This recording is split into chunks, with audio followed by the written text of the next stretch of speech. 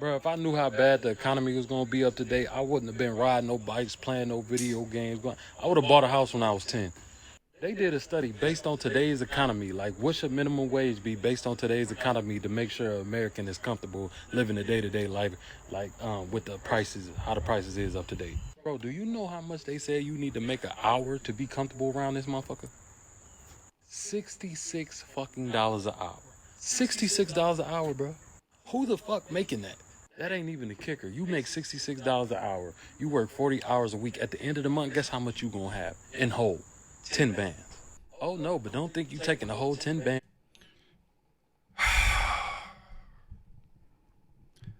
I keep running into these conversations, and I have these conversations offline as well, right?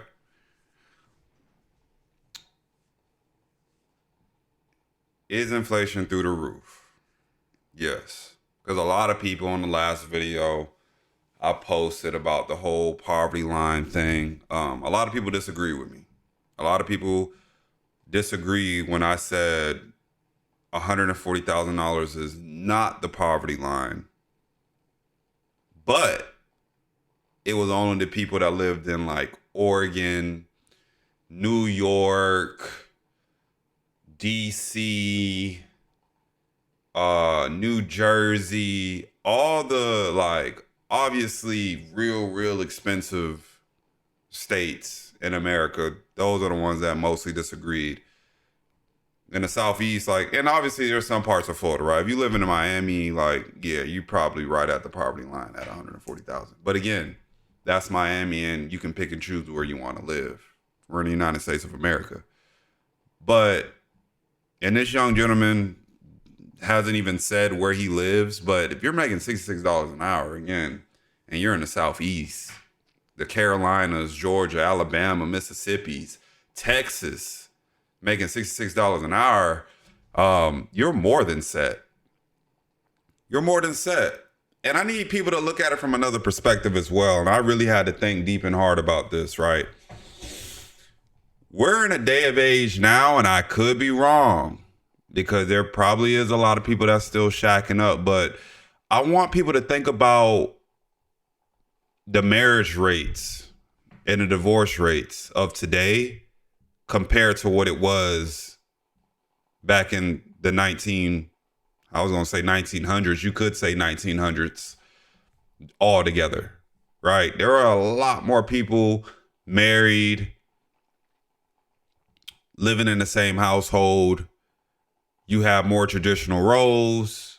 Obviously, back then, the man would go out and mostly provide everything while the woman stayed home and took care of the children. And I had a conversation with my granddad, right? And he's 82. 82. Funny enough, I had a conversation with him a while ago about this, and it hasn't changed from back then till now. Everybody is always going to complain about not having enough. But what people fail to realize is it comes down to the discipline and what your money's actually going to. And I'm not trying to be funny, but dude, how many times you done been to the strip club? How many times you done paid 1,000% for a bottle at the club that you could have got at the liquor store for literally like 80% less? You know what I'm saying? How much money do we actually spend? Subscriptions that we don't even use. If people, they say that's the number one thing. Like, if you actually go back and see how many subscriptions you have that's just coming out of your bank account and you don't even realize it because you're not even taking control of your finances, how much money you could be saving. How social media has impacted. Everybody want to keep up with the Joneses. So that has forced people to overspend to try to impress people that ultimately it's not going to be there if you lose it all. And after they see it once or twice, it's like, okay, now what's next? You always got to keep leveling up. People don't want to talk about that. I've been very transparent. I make well over 6 figures a year. But what I pay myself The individual, my business pays me, the individual. I pay myself less than $100,000 a year. I don't have nobody living with me that's paying bills. Hold on. I don't have anybody living with me that's paying bills. I take care of my duties and responsibilities. I fully fund all of my retirement accounts and my investment accounts. I fund my life insurance. Like, we haven't even talked about bills that should be bills that people don't consider bills, such as life insurance. Whole life policy alone, if you're healthy, can run you a couple $100s a month. If we're talking, $1 million policies, right? So I don't really like hearing the excuse of $66 an hour is not enough, or we can't save. No, the internet and social media, I believe, has failed a majority of us. Everybody want to keep up with the Joneses. It's okay to have nice things, but you have to understand where you're at and actually create a plan to get to wherever you want to go. How many people want to complain about their student loan debt, but you literally went and got a degree that you knew wasn't going to make you a whole bunch of money while simultaneously taking on a whole bunch of student loan debt instead of going on to a community college to get the same degree, different name? Because quite frankly, they don't tell you that too. When you got in the real world, when I was in corporate America and I came in as an intern, my intern class came from a bunch of different colleges. Ivy League, mid-level, lower D1, it didn't matter. They didn't really care, honestly, about what was on that piece of paper.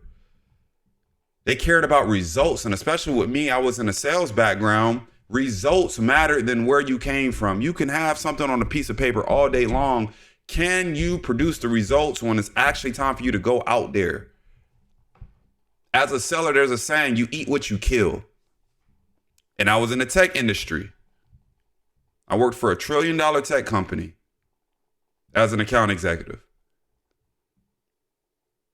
Can you eat what you kill? So a lot of people put themselves in a lot of situations. I graduated college. I got a big boy, big girl job. Now I got to go get a car. I deserve it. I'm going to go finance a car at 10% interest and put the least amount of money down and finance it for 10 years.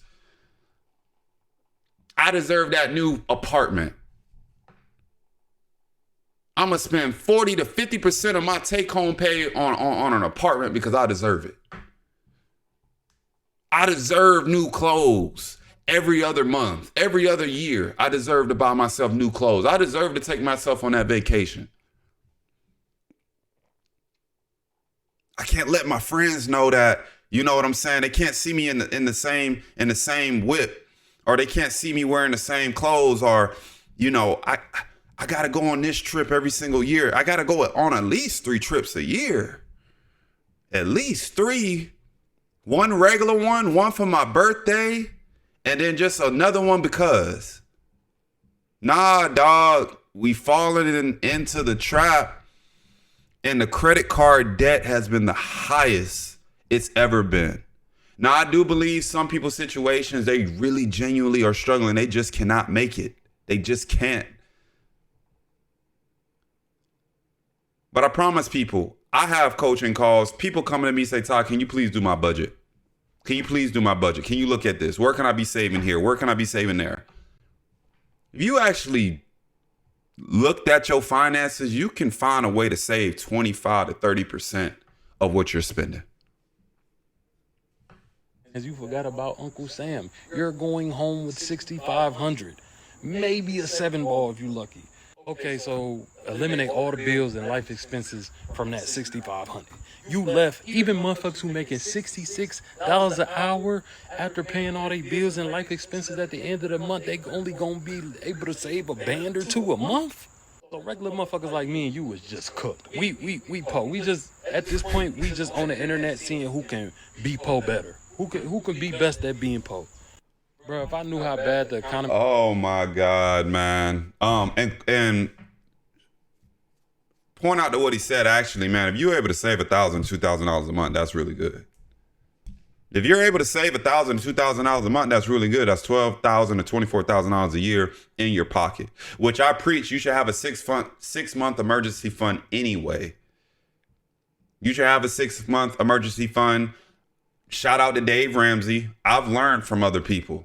You know, Dave Ramsey, Anton Daniels, Anthony O'Neill. It's not hard. It's not hard. And when you got a guy like me that works 80 to 100 hours a week, and then I have to see people online complaining about working there 40 hours a week and still don't have enough, grind harder. Hustle harder. Nobody feels sorry for you. Y'all let me know what y'all think in the comments. I love you guys. I appreciate you. Continue to rock with me. I'll see you on the next one.